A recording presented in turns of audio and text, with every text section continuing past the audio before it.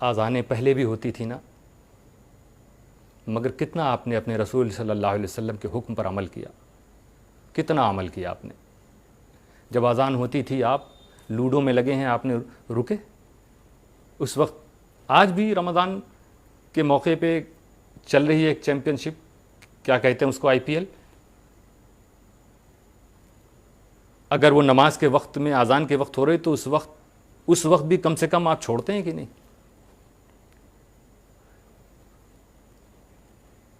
جب سے آپ پیدا ہوئے ہیں آپ اذان سن رہے ہیں، کتنا احترام کیا آپ نے؟ حکم جانتے کیا ہے کہ راستہ چلنے والا اگر چل رہا ہو اور اذان ہو رہی ہو تو وہ رک جائے، اذان کا جواب دے۔ فتاوی رضویہ میں کیا لکھا اعلیٰ حضرت نے کہ جو دنیاوی گفتگو میں اذان کے وقت مصروف رہے گا تو اندیشہ ہے کہ اس کی موت بری موت ہو۔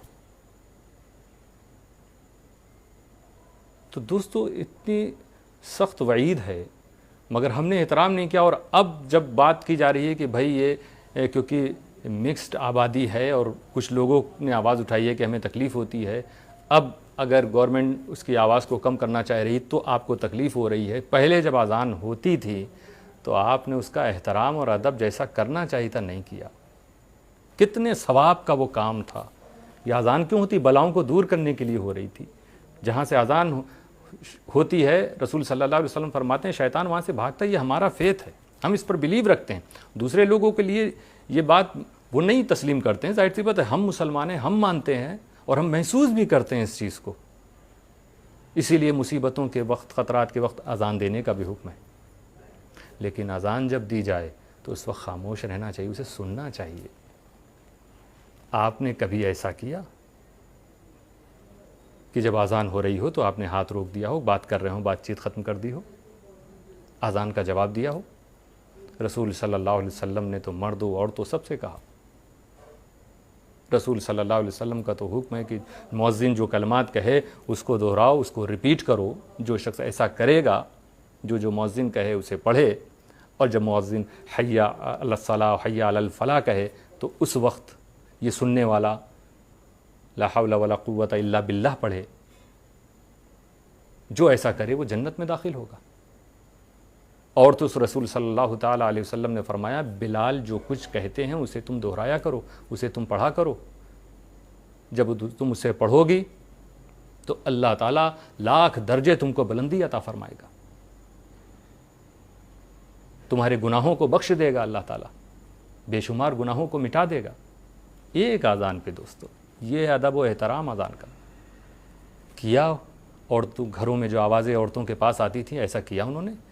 مرد جو مسجد سے متصل دکانوں پہ بیٹھتے ہیں، سامنے کے ہوٹلوں میں چائے پیتے نظر آتے ہیں، کیا انہوں نے اذان کا احترام؟ عورتوں نے پوچھا یا رسول اللہ یہ عورتوں کے لیے ہے کہ اتنا انہیں نیکیاں ملیں گی، مردوں کے لیے کہا مردوں کو اس کا دونا ملے گا۔ آج جب ہم محروم ہوتے نظر آ رہے ہیں تب ہمیں فکر ہوئی۔ علم بھی ہمیں نہیں تھا بہت سے لوگوں کو کہ اس کی کیا فضیلتیں ہیں، کیا فوائد ہیں۔ دوستو لاؤڈ اسپیکر ضروری نہیں ہے، یہ بالکل صحیح بات ہے، لیکن یہ آپ کی سہولت کے لیے تھا، لیکن آپ نے اس سہولت کا فائدہ اٹھانے کی کوشش ہی نہیں کی، الا ماشاء اللہ کچھ ایسے لوگ ہیں۔ لیکن آج جب یہ سب کے لیے یہ حکم ہے تو ظاہر سی بات ہے اس پر عمل کرنا پڑے گا۔